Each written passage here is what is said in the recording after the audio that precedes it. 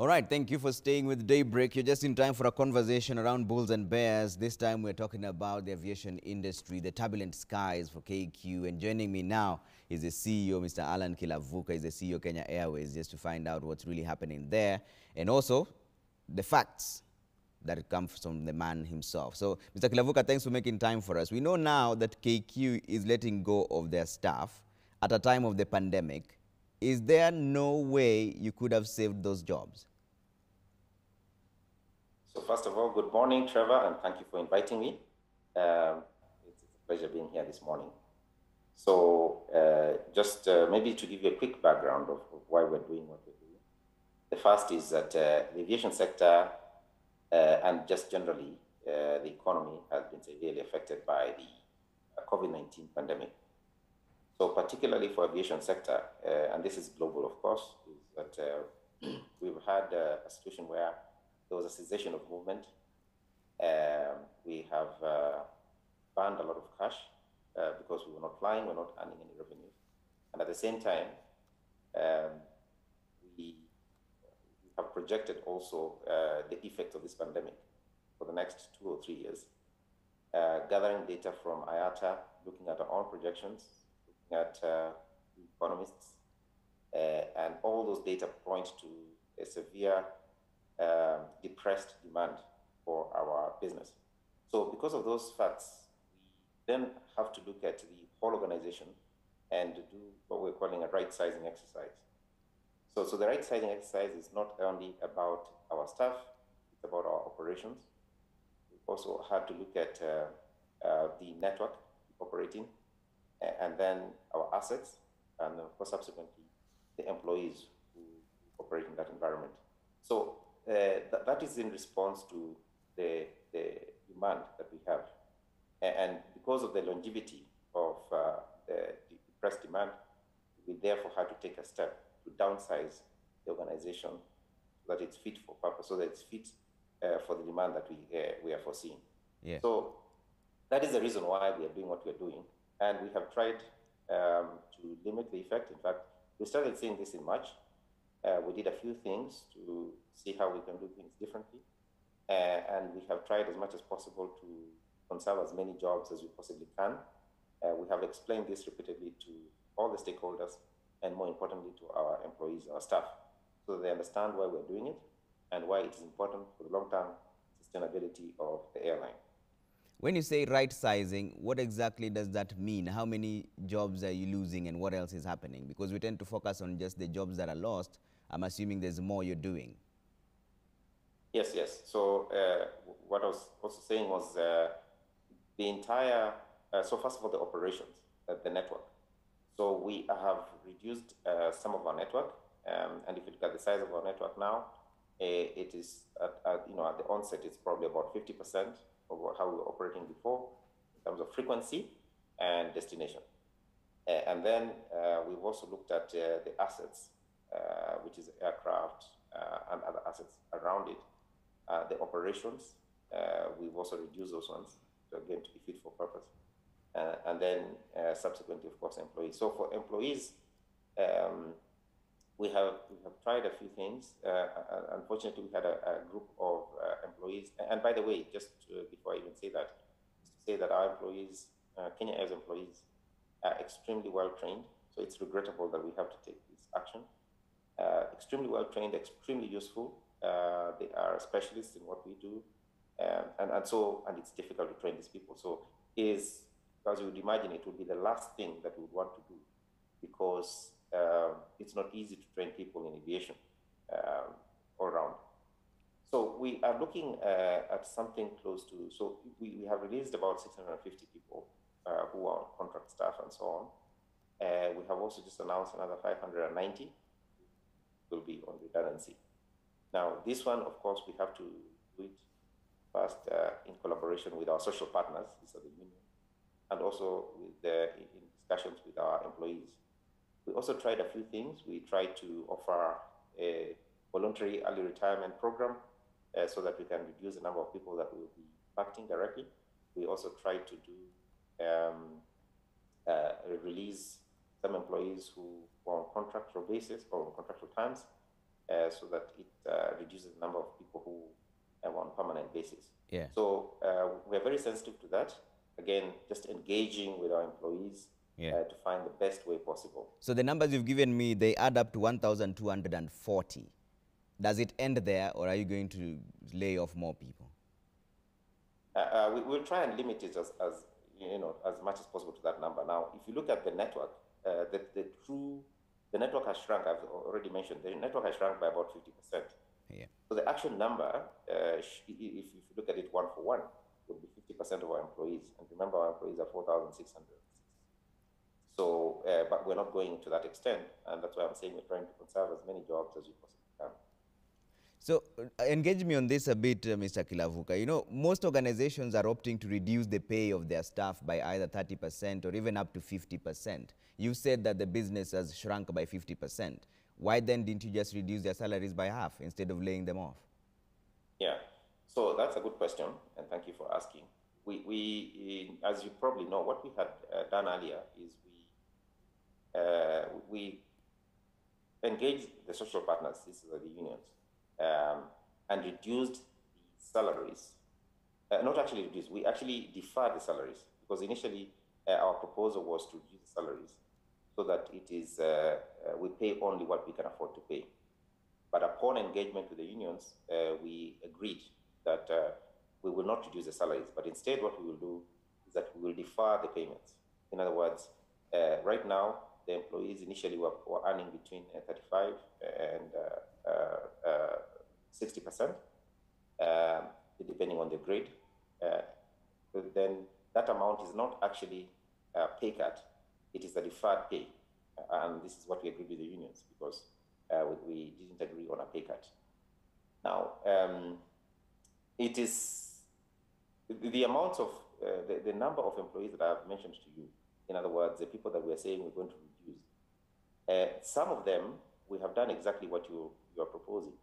We have said that because instead of reducing the amount, the total amount of employees by 50%, let's reduce it by a less amount of money and then spread the work. But it's not possible to keep such a large quantity of number of employees when there's not enough work to go around. Okay, it's just not the right thing to do. The better thing to do is to shrink the organization, make it more efficient, make it more responsive, make it more agile, so that it can grow faster and recover faster. Do you have a sense of when this will end? Yes. We have communicated to our employees that it will end in September.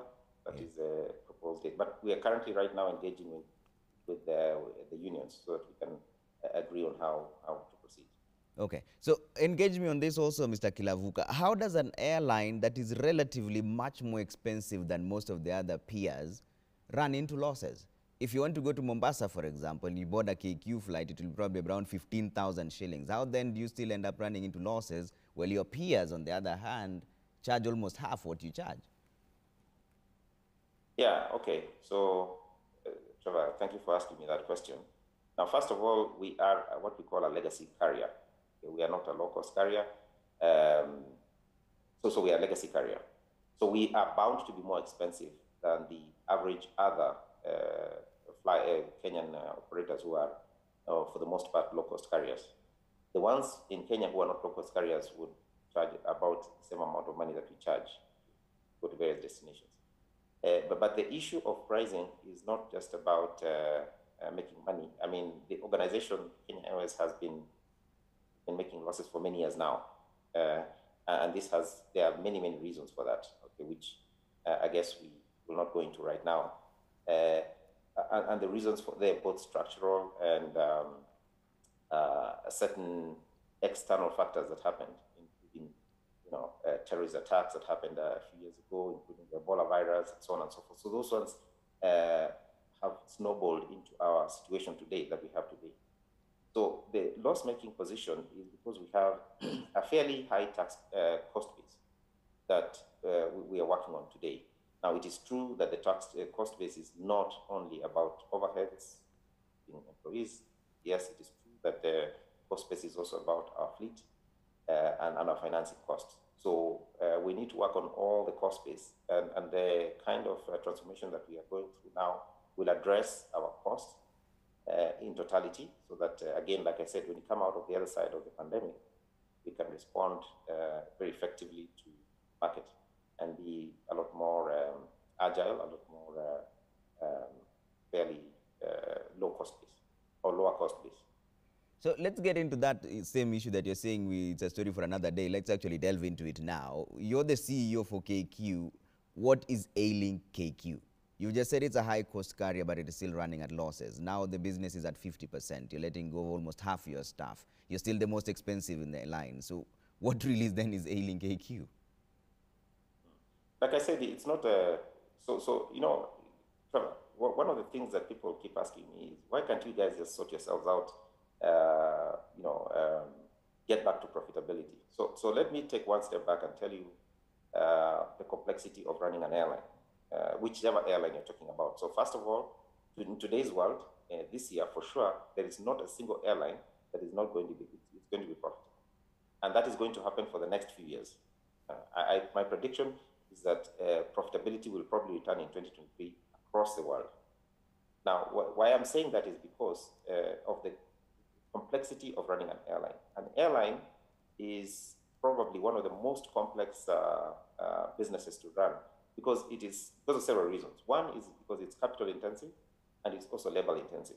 Okay. Secondly, it's because of that reason, because it's labor intensive, capital intensive, there's a lot of capital outlay. There's a lot of cash that you have to spend to be able to generate income. And then on top of which, the margins are extremely low for any airline at all. Okay, so whether you're talking about airlines in Europe, North America, whatever, the margins are probably 4% at the maximum. The very, very good airlines would maybe touch closer to 2 digits, but those are very extreme, very rare. So because of those factors and because of the product that we are selling, any small volatility in the market, like I was mentioning earlier, things like, for example, Ebola, or if you make a decision, for example, to expand, and then it turns up to be was not the apt decision at that point in time, then the effects will be for a longer time to come. There are many situations that affect an airline. In the case of Kenya Airways, for example, if you look at Kenya in particular as a country, as a destination, we are a very fairly liberal country. Okay, so we allow anybody to come into Kenya and compete with us, and especially when you have effects that situations that are affecting the airline that are external to you, and the competition doesn't have, then you play at a disadvantage. In other countries, in other jurisdictions, you don't have such an open market where you have people coming in and playing at your turf, your home turf. So here we have everybody flying in here, and they're completely free to compete with us. Now, of course, it is true that we could have done certain things differently, and those are the things that we're currently doing. But the point I'm trying to make is that it's not a switch on and switch off. It's a complex situation which it takes years to address, which is what my predecessors have been trying to do, and which is what I'm going to try and do going forward. So, in 2011, you were not there yet as the CEO, but your auditors flagged to the Senate that the project Mawingu, where KQ bought 10 Dreamliners, was a mistake. Was there value for money there in hindsight? I know you're not the CEO then, but having checked this trajectory of KQ, was there value for money in that deal? So Trevor, I wouldn't talk about value for money. So first of all, it will be completely unfair for me to start talking about a decision that was made by my predecessor. I do think that expansion, if it was going to be successful, and one needs to look at why that expansion was not successful. And some of the, like I keep mentioning, some of the factors that affected the expansion were external to KQ, okay, and were not within the control of management. But they were still at play when those decisions were being made? No, they were not. They were not at play. And they could not be predicted. So that is why, sometimes it's a complex web. If you really think about it, in fact, if we talk about today, what was the purpose of expansion? The purpose of expansion was to make Kenya Airways the preferred, or rather JKIA and Kenya Airways, the preferred hub in Africa. That is the right strategy. Okay. So now one would argue that maybe you shouldn't have gone too fast, or you should have gone slower, or you should have gone this way or that way. But that's with hindsight. Okay, that's with hindsight. There are certain things that they could not have predicted at that point. Okay, and like I said, I wasn't there at that time, and so it will only be fair to ask the people who are there. But what I'm trying to say is this: is that the expansion program that was initiated by management then was a good strategy if you think about what they were trying to do. You could argue whether they could have done it differently, but the strategy itself, in terms of expansion and making JKIA the preferred hub in Africa, is the right strategy, and that's what we're going to go for. Now, maybe we'll do it differently, but that's what we're going to go for also going forward. You know, the Kenya Airlines Pilots Association, CALPA, says the reason KQ is struggling is poor management. Do you agree? So, first of all, CALPA have a very important organization in Airways and of course, KQ fraternity. The CALPA organization represents pilots. Their views, we value their views. They're part of employees of Kenya Airways. I don't know whether I would say there's poor management. I don't necessarily agree with that. Like all other organizations, there would be mistakes made here and there. We're all human. So mistakes are made within the organization, within Kenya Airways. Mistakes are made within CALPA, within any other organization. Okay. Again, the intention is always the right intention. Whether things could have been done differently is another situation. I keep mentioning, Trevor, that an airline or aviation business is extremely complex business. Yeah. So, and there's a lot of volatility. Okay. And a lot of external factors that affect the airline. Yeah. So I would not necessarily agree with that. You've mentioned that there are many complexities in running an airline, and I agree with you, but you are the CEO. Surely you must have a plan.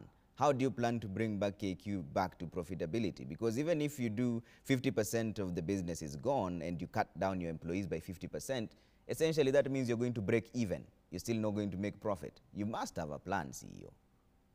Yeah. So we're not reducing our employees by 50%. What I was saying is we are reducing it by less than 50%. Okay? And that's because we want to conserve as many jobs as possible. But yes, Trevor, we do have a plan. We had a plan before the pandemic. We had to adapt the plan to suit the pandemic. So a few things. One is this year, 2020, is what I call it a lost year. We are going to lose a lot of money this year. So the idea this year is to conserve as much cash as possible, because without that, then it's going to be very difficult looking forward. The idea also this year is to rationalize all our operations, rationalize the fleet, and rationalize the network. The idea also this year is to look for opportunities for efficiencies that will lay the foundation for the coming years. So so that's what's happening this year. Now there's a strategy going forward. The idea that we're trying to make today is because the market, the market that we see this year, and people have predicted that it's going to shrink between 50 to 70%, and then it will of course start coming up slowly. We expect that next year it will probably go back to probably 50%, maybe 60 maximum. And then 2022, we think it will still remain at 50%, and particularly for Kenya, because of the election, it will not be much higher than we like to be. Now, 2023 is when we think that the numbers will probably come back to 80% of the numbers that we've seen in 2019.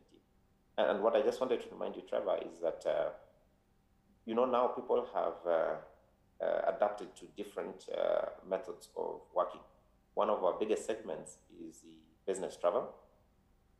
People you see now are using online meetings, virtual meetings. So we expect that will affect significantly our business traveling population. We also know that people have been affected economically. So the first thing they do is to cut out travel. So that will also affect ours as well. We know that people now are preferring to go go nearer home locations, even for tourists and so on and so forth. Again, we expect that to affect us as well. Yeah. So, so we are looking at all those. What are those things that are going to ingredients to position us for success going forward? Okay. We also saw that our numbers, if you look at our revenues, we have about 90% or thereabouts of our revenues are concentrated on passenger travel. So if we position ourselves better so that we diversify away from passenger revenue into cargo, so we are going more into cargo. We hope that we move from, today we're about 7% cargo, move away from 7% cargo to about 20% cargo in the medium term, and also look for other opportunities, some services that are peripheral to aviation. We want to go into those ones as well. Obviously, very careful how we do it. Like I said, the way if you expand very quickly, then you have a situation where it might come back to bite you. So, when we do all those things together in tandem, we believe that it will be to the long-term sustainability of the airline. But the last thing I wanted to add, Trevor, is that Kenya Airways it's important for us to be efficient. It's important for us to hopefully turn a profit, but we also need to be very clear that Kenya Airways is a strategic asset to Kenya economy, given the number of the catalytic role it plays, not just in terms of moving people and goods, but other things as well that are within the aviation sector. Okay. How much do you think you're going to lose this year? Because by the year 2019, December, you had lost 12.9 billion shillings. How much loss do you project this year? Yeah, so I'll tell you what, we are now looking, because I cannot predict the specific, what I can try and predict, which we are trying to do right now, is how much revenue we'll be losing. Yeah. Not necessarily the profit or loss that we're having. So we had projected earlier that we will lose about $400 million, which is about 40 billion Kenya shillings. We have changed that number upwards because of what we saw in the first half of the year. So we predict that we will lose revenues of about 60 billion Kenya shillings. Do you require a bailout, Kilavuka? The truth is, without a bailout, we will not be able to make it. So yes, we do require a bailout. We've asked for it. We are waiting very patiently for the government, and I'm sure they will respond. The Treasury was very non-committal on the 7 billion bailout that you required. What other options do you have? Are you saying that if they don't advance the money, then you're going to crash land? No pun intended. If we don't get a bailout, we will not be able to make it. That is the truth. Let me be as clear as that. Okay.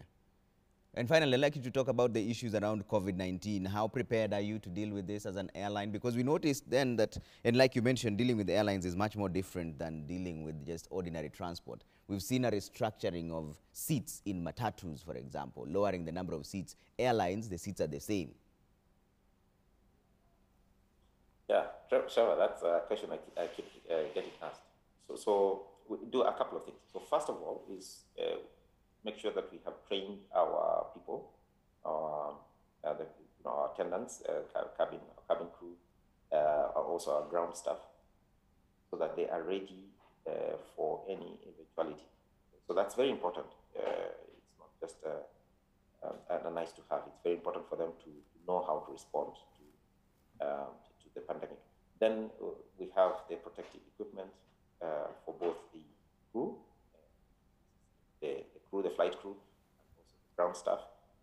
And then we have our passengers having also masks, sanitized before they get into the aircraft. So all those measures together, including the fact that we are trying to limit the contact between particularly staff and our crew and passengers, and that's because just to reduce the risk of transmission. Now, the issue around social distancing was discussed extensively amongst the IATA, which is our association of national air transport operators. And we, because I sit on the board of governors at as well, and we all, using the science that we have been able to gather for most of the big aircraft, we know that the system, the way the air flows, especially it goes from up, down, filters, the flow of air is efficient. It's very efficient. It's so efficient that it is more efficient than even in the environment in hospital. So that reduces the risk significantly of transmission because of the airflows, and also because of the filtration system of the aircraft, which is at the bottom of the aircraft. It filters out the microbes. So that helps and supports the fact that all the measures that we put together on the aircraft, together with the fact that the air circulation system is as I've said it is, then the risk is significantly reduced. Okay. And that is why we think it is not necessary to have social distancing if you observe all the rules that I have laid out. Okay. Mr. Kilavuka, finally, are you confident that you'll fly the airline to profitability? Given time, of course. Yes. Yeah. With time, we will be back, Trevor. We will be back. The amount of work that we put in, the amount of goodwill that we have amongst our passengers and our customers, whom I really want to sincerely thank. They've been very patient with us. And what I want to assure everybody, the public, is that, and employees, we're trying our very best. Okay. We are working extremely hard to get this airline back on the runway, no pun intended, and make sure that it flies as high as we expected to fly, particularly from the population that has entrusted us with this national asset. All right. Thank you so much for speaking to us this morning, Mr. Allan Kilavuka, CEO, Kenya Airways, and we hope we'll get free tickets at some point. I know you need the money. No, Trevor, I mean, this is the problem we have. People asking us for free tickets. And we're I know, right? We always want free deals, even though we need to support our very own. Yeah. Thanks for speaking to us. Thank you very much. Thank you very much for inviting me. Asante. And yeah, have a nice day. Thank you. You too, man. We will have this conversation again. Mr. Allan Kilavuka, CEO, Kenya Airways, there speaking to us about the aviation industry, saying they've put in enough measures to ensure that COVID-19 spread is at a minimum, especially because of the air filtration system in their airlines. And he's also confident that KQ will fly to profitability. All right, we're taking a quick break here on Daybreak. When we come back, we're now talking about the Mitumba issue. That is another issue that has come up several times. The government says there's really no ban, but the people, the traders themselves, say they can't get stock. We'll find out from them what's really happening, right? See you in a bit.